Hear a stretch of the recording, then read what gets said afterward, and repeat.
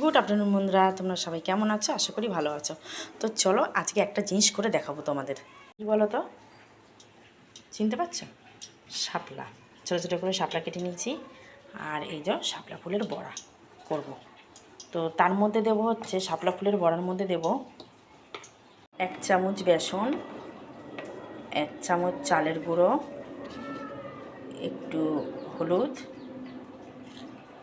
একটু লবণ, আর কটা কাঁচা লঙ্কা ছেঁড়া। এই পুরোটা একটু জল দিয়ে মাখবো ভালো করে। একটু একটু জল দেবো, তারপর মাখবো ভালো করে। দেখো আমার কিন্তু ব্যাটারটা মাখা হয়ে গেছে। এরপরে আমি কড়াইতে তেল দিয়ে দিয়েছি, তেল গরমও হয়ে গেছে। এবার ছোট ছোট করে